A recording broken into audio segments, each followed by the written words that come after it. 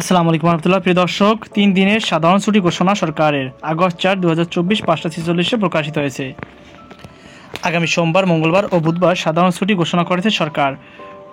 রবিবার 4 আগস্ট বিকেলে জনপ্রশাসন মন্ত্রণালয়ের সিনিয়র সচিব মোহাম্মদ মেজবাউদ্দিন চৌধুরী এই তথ্য নিশ্চিত করেছেন।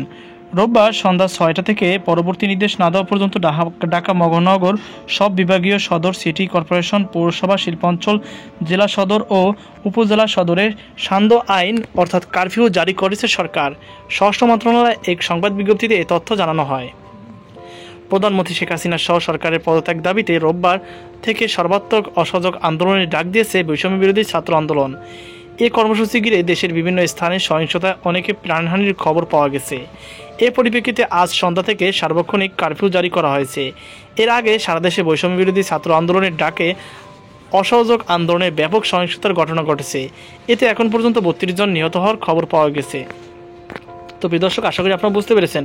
তো প্রিয় দর্শক, 3 দিনের সাধারণ ছুটি ঘোষণা করেছে। আর এর আওতায় থাকবে, আপনাদের জানেন যে সকল স্বায়ত্তশাসিত প্রতিষ্ঠান, এছাড়াও ব্যাংকেও আমরা যতটুকু জানতে পেরেছি ব্যাংকও আপনাদের বন্ধ থাকবে।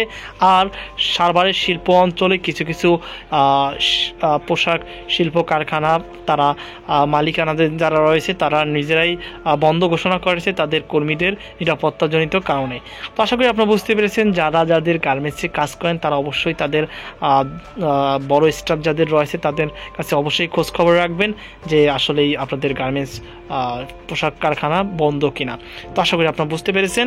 আসলে এটা কোনো বিজিএমএও ঘোষণা দেয়নি, এই কারণে আসলে এই কনফিউশনটা সৃষ্টি হয়েছে যে গার্মেন্টসের পোশাক শিল্পীরা কি কাজ করবে নাকি তাদের যে ডিউটিটা ছিল 8টা, সেই ডিউটিটা 8টা থেকে কমিয়ে 6টায় যাতে উপস্থিত হয় গার্মেন্টস অর্থাৎ কারখানায়, এরকম একটা সিদ্ধান্ত আমরাও শুনতে পেরেছি। তো দেখা যাক যে এটা কী হয়। আপনারা অবশ্যই আপনাদের যারা বড় কর্মকর্তা রয়েছে তাদের কাছে অবশ্যই ইনফরমেশন নিয়ে নেবেন। তো এই ছিল আমাদের সর্বশেষ আপডেট। সকালে সুস্থ থাকুন। আজকে পর্যন্ত আল্লাহ হাফেজ।